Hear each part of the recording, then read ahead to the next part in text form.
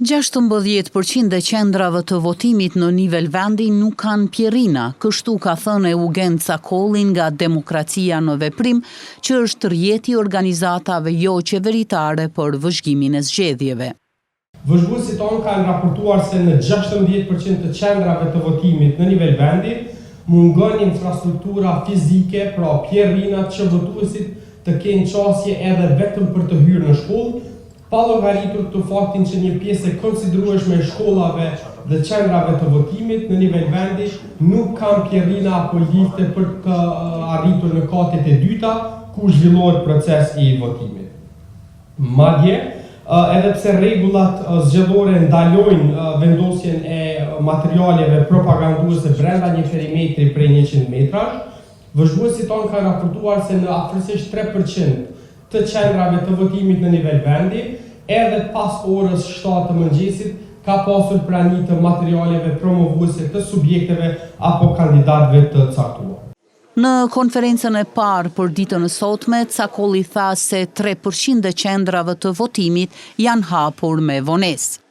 Është raportuar se shkaku kryesor për vonesat të tilla në hapjen e vendvotimeve ka të bëjë me mungesën apo vonesat e komisionerëve. Aranjimi i vendvotimeve është bërë konform rregullave të përcaktuara nga Komisioni Qendror i Zgjedhjeve, me përjashtim të 2% të vendvotimeve ku nuk ka pasur vendosje adekuate të kabinave apo të kamerave të votimit, duke cënuar fshehtësinë e votës së qytetarëve.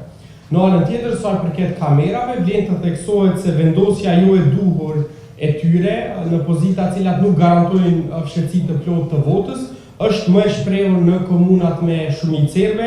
Tutja i shtoi se pjesëmarrja në zgjedhje, si e drejtë universale, duhet t'u garantohet të gjithë qytetarëve pa dallim. Cakolli gjithashtu tha se në 18% të qendrave të votimit mungojnë tavolinat ndihmëse. Në 18% të qendrave të votimit mungojnë tavolinat ndihmëse apo stafi përkatës aty, që si problematik është dukshëm e shprehur në rajonin e Ferizajt, Gjilanit dhe të Pejës. Nuk kanë raportuar për incidente serioze që do të ndikonin në integritetin e procesit zgjedhor, me përjashtim të 2 rasteve të izoluara të ndërprerjes së energjisë elektrike, gjë që ka ndikuar edhe në vonesa për hapjen e vendvotimeve. Në tërë territorin e Republikës së Kosovës janë gjithsej 2614 vendvotime, 2557 të rregullta dhe 57 me kusht.